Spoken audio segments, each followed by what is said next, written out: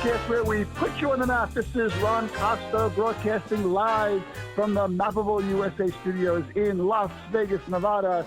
And folks, today we're going to bring you some really important Opportunity Zone updates.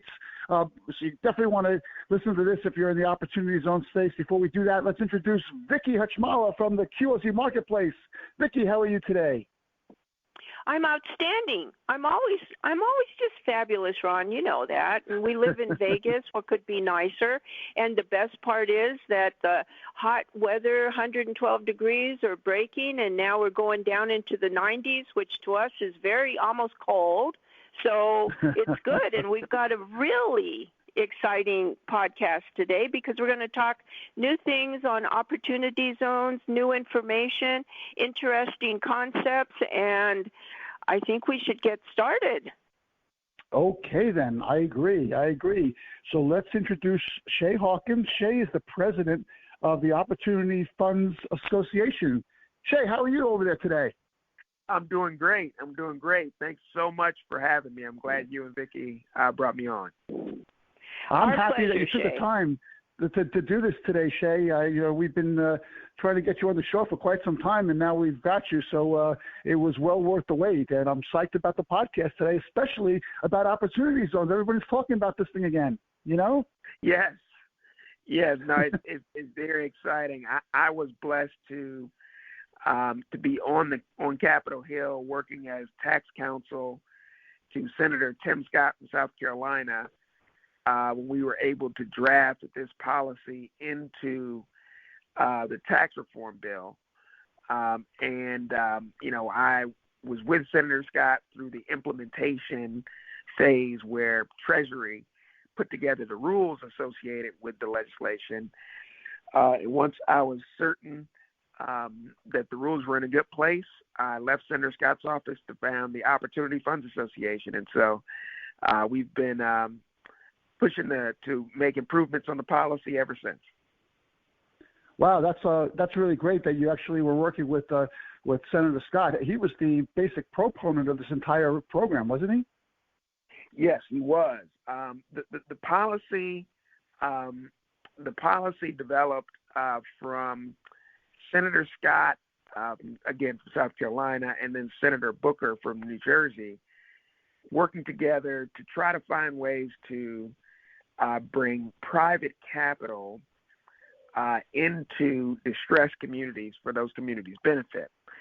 And so they were thinking through a lot of different ideas, and a think tank called the Economic Innovation Group, or EIG, came to them with a broad proposal that was ultimately refined into a piece of legislation called the Investing in Opportunity Act.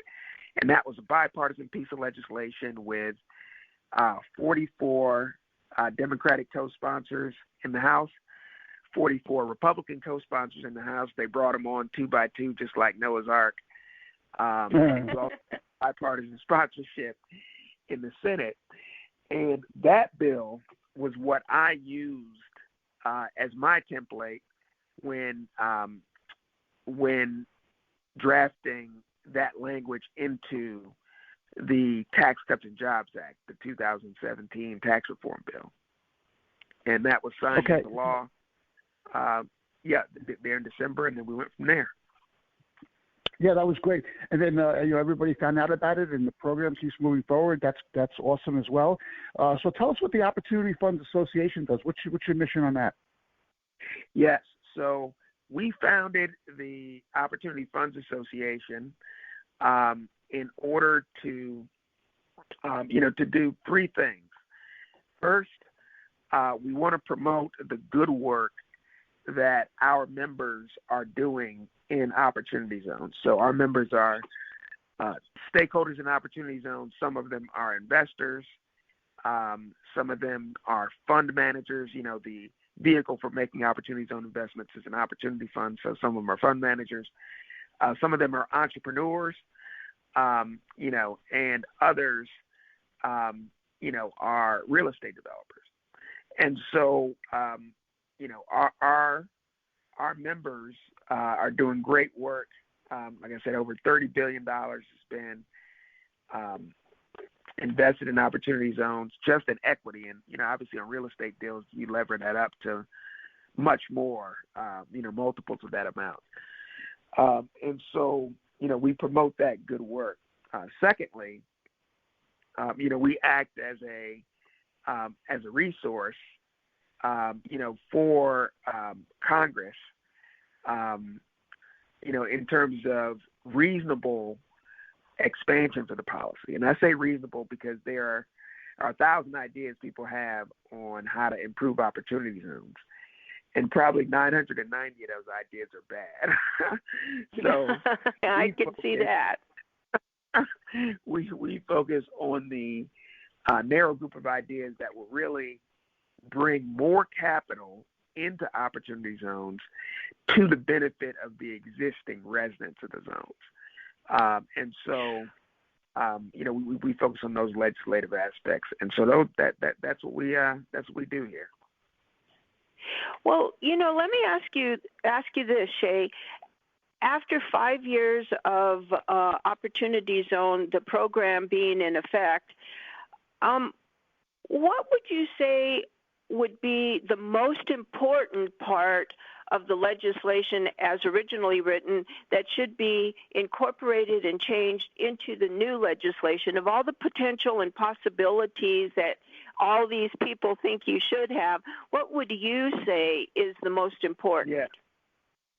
The most important thing we need, and this was one of the primary reasons we founded the association, the most important thing we need as a part of the legislation is transparency and reporting requirements. I agree. And so in the initial legislation, in the Investing in Opportunity Act, there were reporting requirements that were built in. Unfortunately, the tax reform bill was passed through a process called budget reconciliation. And the long and short of it is, if an aspect of a policy does not have a direct impact, if it doesn't increase taxes or increase the deficit,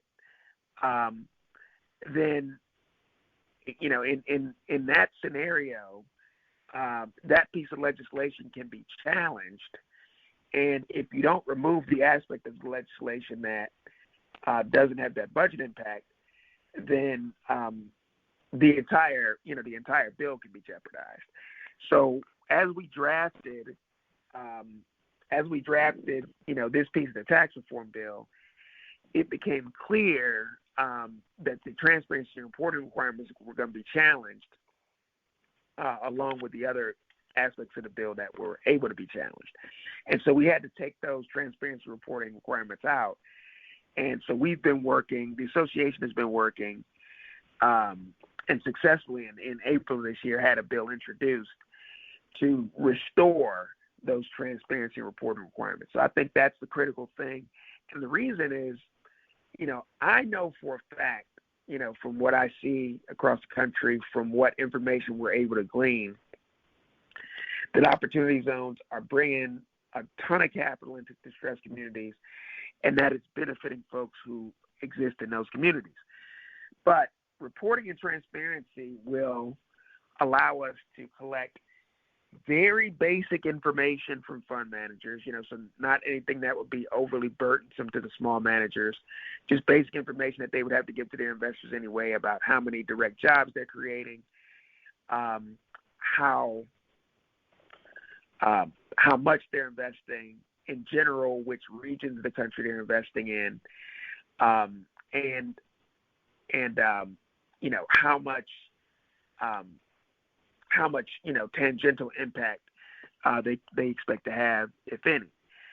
So very, very minimal information taken from the fund managers themselves, but then also the Treasury Department will measure the performance of opportunity zones on key economic measures, key quality of life measures, both compared to the economy at large, but then also as compared to other distressed communities, that meet the criteria of an opportunity zone, but that were not designated as opportunity zones.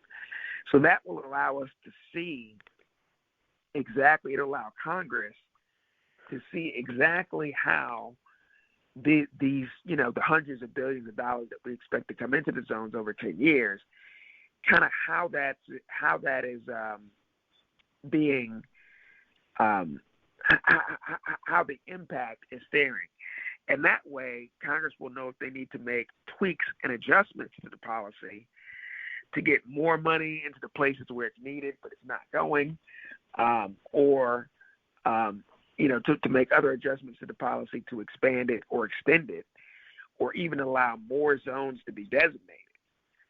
Right. So that is really the transparency reporting, I think, is the real key. Right.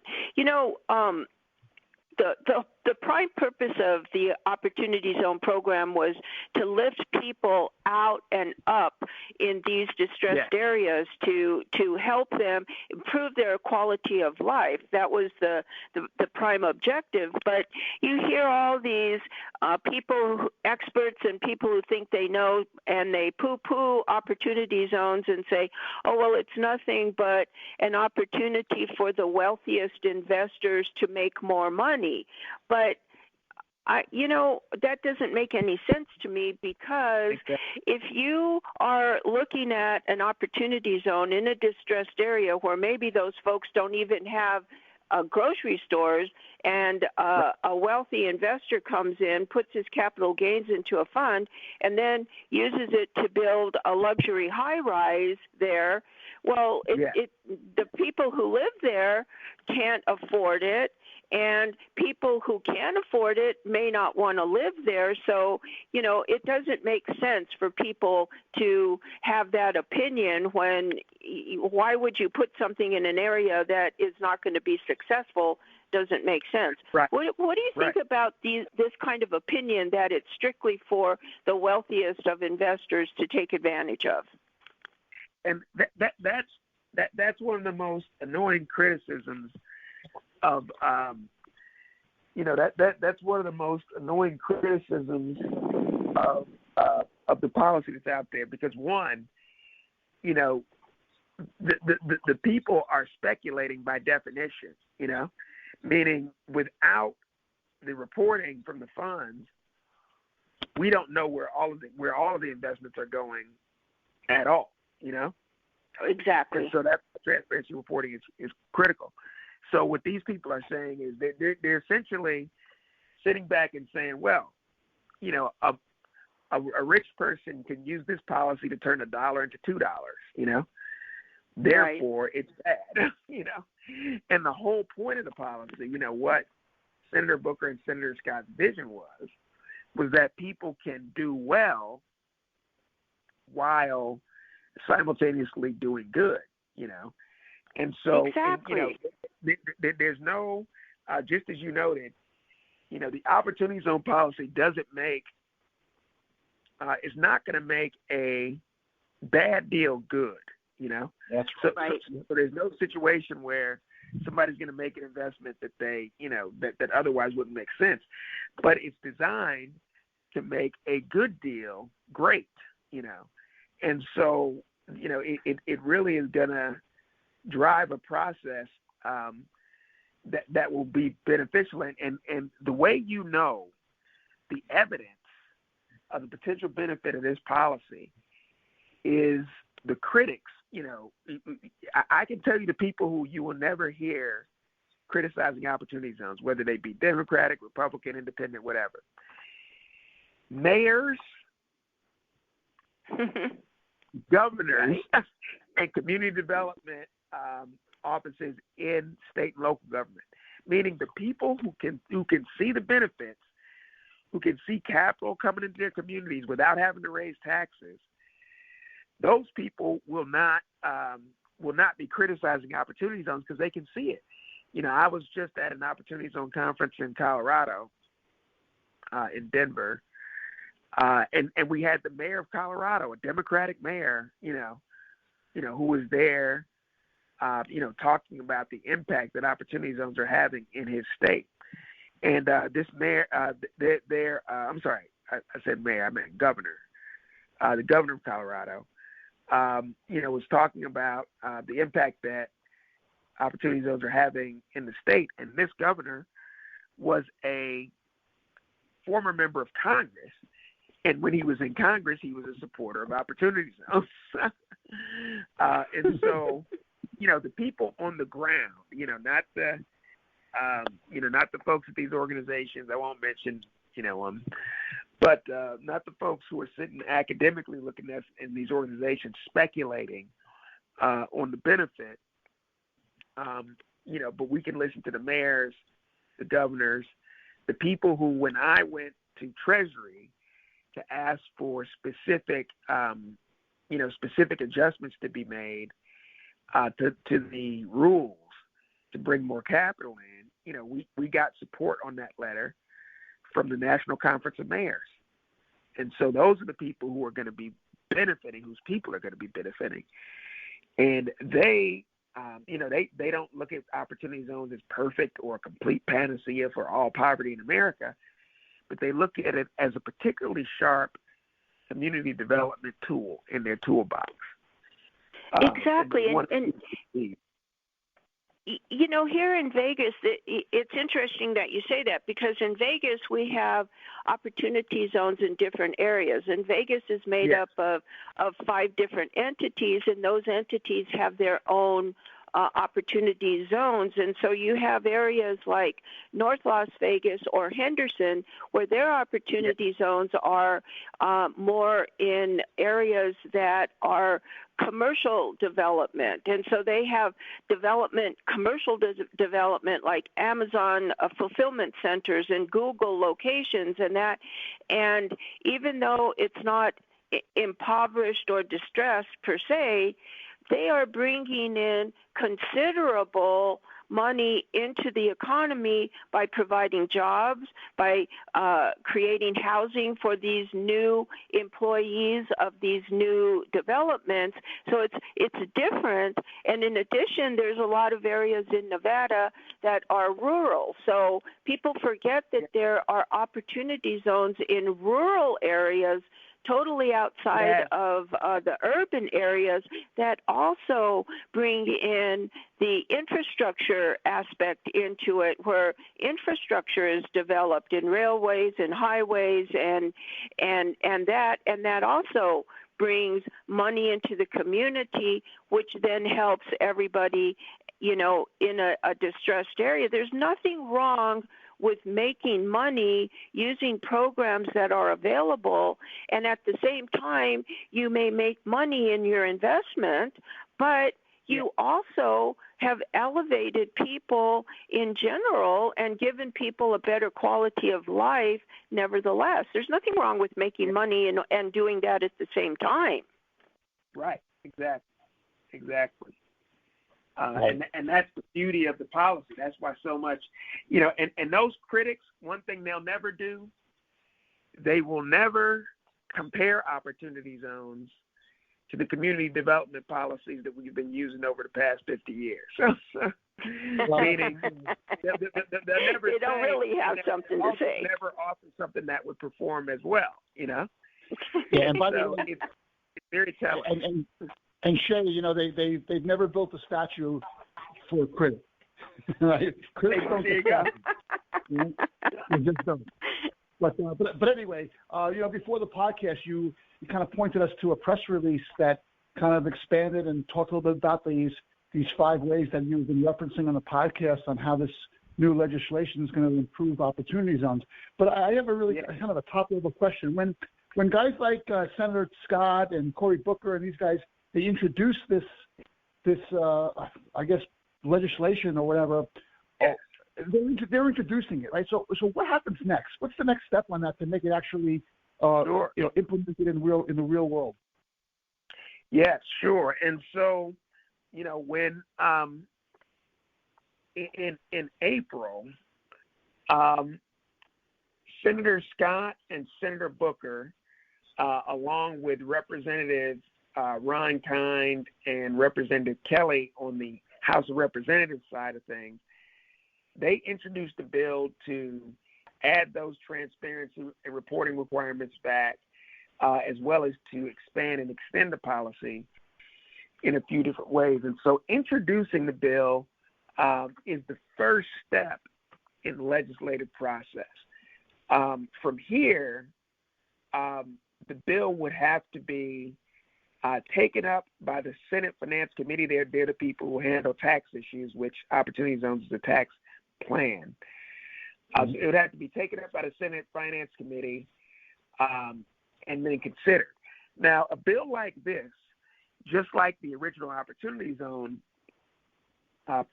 bill, Investing in Opportunity Act, it's highly unlikely that it will be taken up on its own, because it's just not, it's a very small impact on the economy overall, And so what you look for is what's called a legislative vehicle. And what that is a larger bill that's going to be passed, in either a partisan way by the current party in charge, so that would be the Democrats, or in a bipartisan way with Democrats and Republicans, but something that's going to get passed, and some vehicle that's going to get passed and then signed by President Biden. That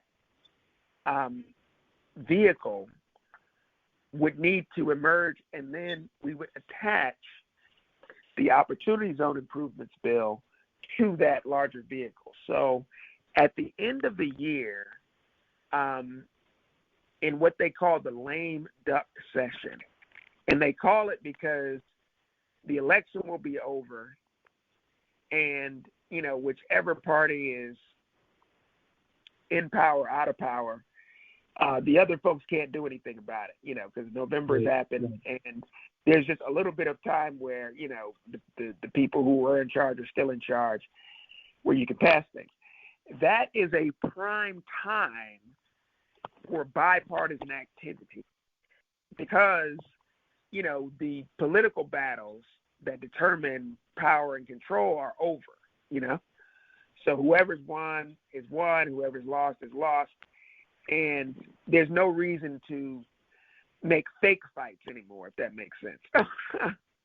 Yeah. So in that session, in that time from the November election to the end of the year, when the new Congress takes over, it's prime time for bipartisanship, because again, everybody's swords are kind of put away, and so during that time, there's a series of things called tax extenders, and these are temporary tax programs that have to be renewed every 2 years. And typically they are renewed almost automatically in a bipartisan way. So things like the New Markets Tax Credit and the Low-Income Housing Tax Credit, things like this, are kind of automatically renewed every 2 years.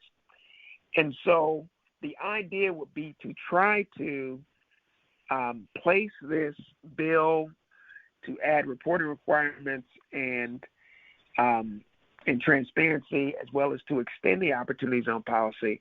The idea would be to place that bill into that tax extenders process and get it approved in a bipartisan way. And so the fact that there's already broad bipartisan support for the policy, and the fact that the White House also supports the transparency and expansion aspects of the bill, means that there's a good chance that it will be passed in that that's awesome. late session. Yeah. Right. It's we've talked about all this good news on this podcast about opportunity zones, all these changes, and I hate to bring this up. I hate to bring up the I word, but what about inflation? How is inflation going to affect the opportunity zone space? Yeah, and so our members are giving us have been giving us feedback, and just like the rest of the economy, they are really taking some hits when it comes to both their development costs and the cost of financing opportunity zone projects in the zone. So on the development costs, our members, are citing different sources, but I know the National Association of Home Builders, according to them, the cost of building materials, increased about 14%, back in 2021 coming into this year. And we've also seen a labor shortage, during this same time. And so the industry needs about 2 million more workers over the next 3 years to keep up with demand. And it's just, it's just really putting pressure, on developers who a lot of times have come into projects projecting to spend a lot less than they're having to now. And then the other aspect is, all of our members, particularly on the real estate side, are not only getting equity investors into deals, but also, having to borrow to lever the deal up. So interest rates, generally rise as inflation rises. And so, the 10-year Treasury, which we kind of use as a benchmark, the rate was about 1.9%, in February 2022. And, that was up from, 1.3% in mid-February 2021. So about a 50% increase. But the practical effect of that is higher long-term, interest rates, means less in terms of, debt proceeds, and the other factors all being equal, for every 100 basis point rise in interest rates, borrowing proceeds kind of decline by about 10%. So, the cost of an opportunity zone equity capital, is going to rise because you have to put more equity in. Right. And so it just, I don't want to get too much into the monkey weeds, but it just gets tougher to raise capital. Do you see that inflation is causing a slowdown in the Opportunity Zone program where less people are investing because they're kind of waiting out what's going to happen regarding the economy and inflation?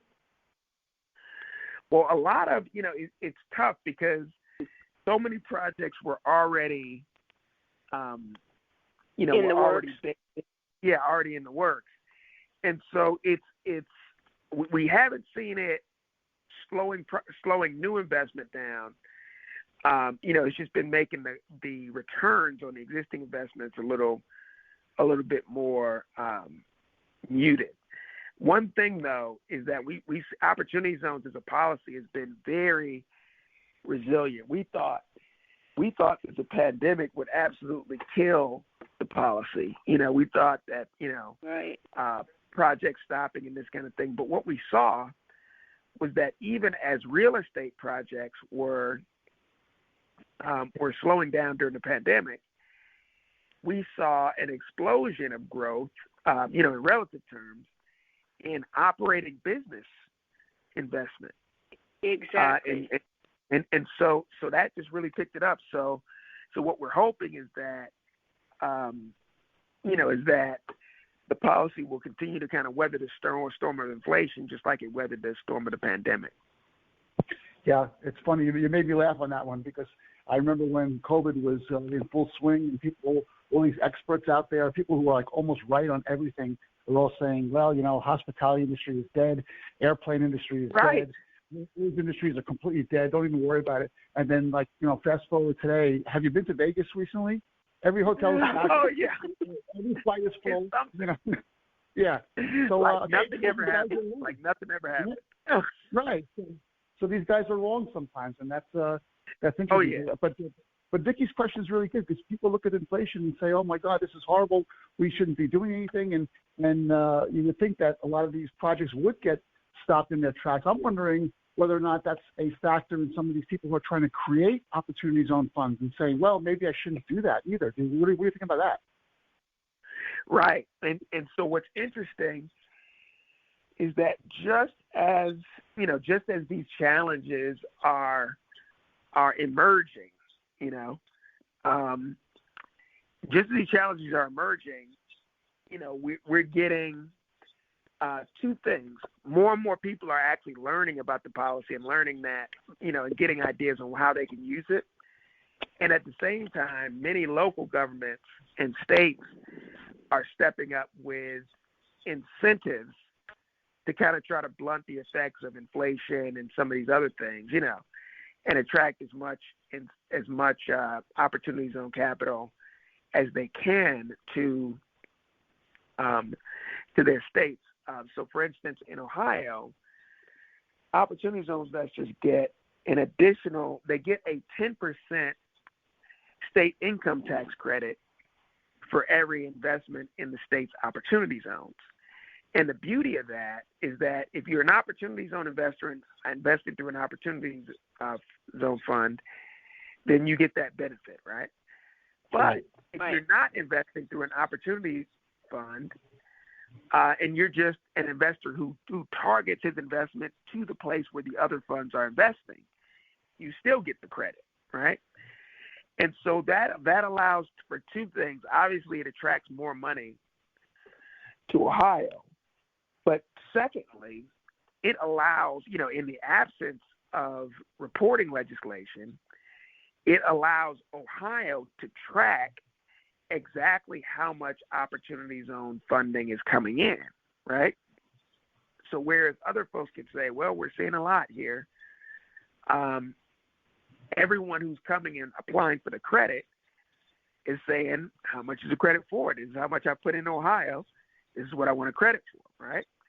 Yeah. And so it has allowed Ohio to then use that data to attract additional investment. Say, hey, we're one of the top 3 locations, and so folks are doing that. Right now, about 46 states conform their capital gains tax treatment on the state level to the way opportunity zones are treated on the federal level. So it's just to say that if you're in a state that has a capital gains tax, then if you invest in one of the state's opportunity zones, you get the same capital gains tax treatment on the state level that you're also getting on the federal level. And that drives a lot of capital. And so states are really pushing those incentives. Unfortunately, California, which is one of the biggest states for investing and what should be a key state for opportunity zone investing, does not conform. So they still don't conform. But the vast majority of states that have a capital gains tax are in conformity with the federal legislation. And so they're just trying to do things to really support the policy because they see what the potential is. Which is very interesting point, Shay, because as we see here in Vegas, it's very important that the local governments, be they the state government or the actual local area opportunity zone governments over the areas, they need to be able to work with the program so to make it easier to do whatever your project is. For example, North Las Vegas have changed the way they permit and approve the necessary government operations that you need to go through, the hoops you need to go through to make it easier. So you submit your plans, and within 48 hours, you're approved to start whatever your project is. You don't have to wait the 4, 5, 6 weeks for it to go through the bureaucracy. It's boom, it's done, it's there, and it comes in quicker. The realizing the opportunity comes in quicker, and everybody wins in a situation where the government at the local level is working with the program because they can see the potential. Yes, absolutely. And that is really part of what was envisioned for the policy is to really get that cooperation between the local government, state government, and the federal government to make sure that the policy succeeds. So when the initial legislation was drafted, we gave governors 3 non-binding criteria for how they should select the zones. How they should select the distressed communities in their state that were eligible for the benefit. We told them to look for areas that had seen, that had a big need, places that had seen significant economic disruption, either from outsourcing or from technology changes or some other phenomenon.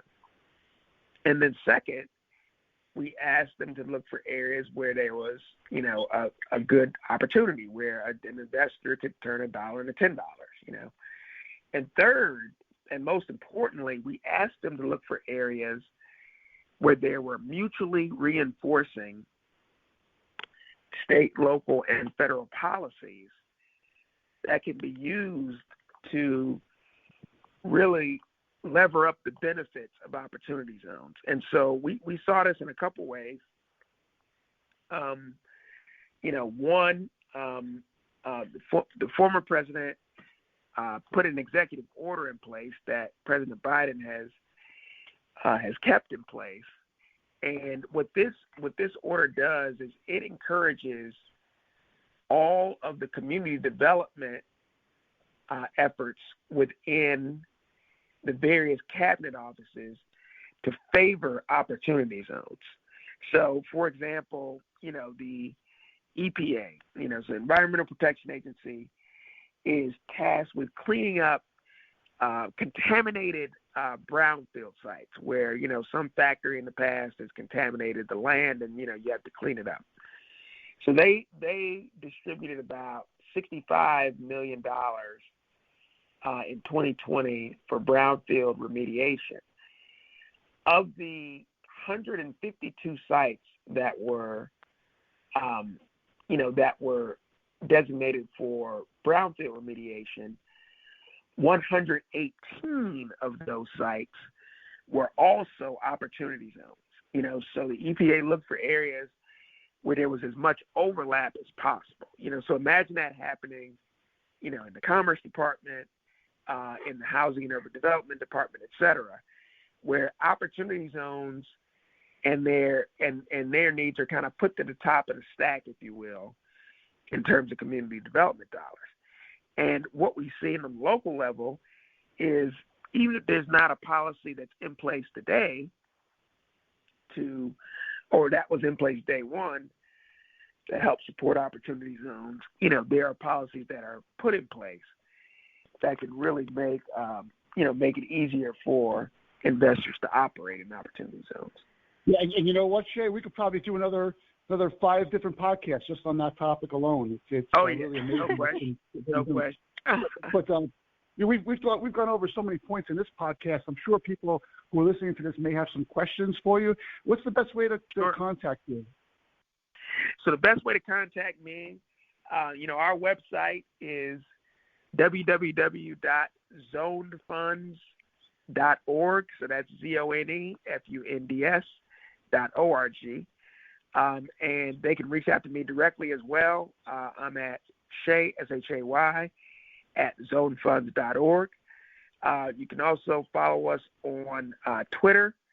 That's just at Zone Funds. And then we're on LinkedIn as well. Once again, at Zone Funds. And then we're on Facebook as well. Once again, at Zone Funds. And so we are out there and engaged. And, we love talking about ways to improve the policy. We love explaining, to groups who are not involved in it, involved in the policy professionally, how the policy works. And so, we look at ourselves as educators and advocates. And so we love to hear from folks. It's really good stuff, and I'm going to link all this in the show notes so people can get to it directly as well. But I really want to thank you for your time today. This has been a really good podcast, and I'm hoping maybe you can come on again as these things keep changing. And who knows, maybe Sure. get us Tim Scott and Cory Booker. What do you think about that, Vicki? Oh, yeah. I think that would be, we would be indebted to you for life, Shay. I'll reach out to their people and see what their schedule looks like. That's right. Exactly. And maybe we should wait until after the election. Yeah. After the swords are put away, Yeah, that's right. And by that time, Shay, the weather will be a lot better in Washington D.C. You'll No have that question. humid heat anymore, right? Yeah. Oh, yeah. We come in town and enjoy ourselves. All right. Well, let's close this out now. And once again, Shay, thanks for being a guest on the show. And Vicki, thanks for co-hosting this episode with me as well. It was really interesting.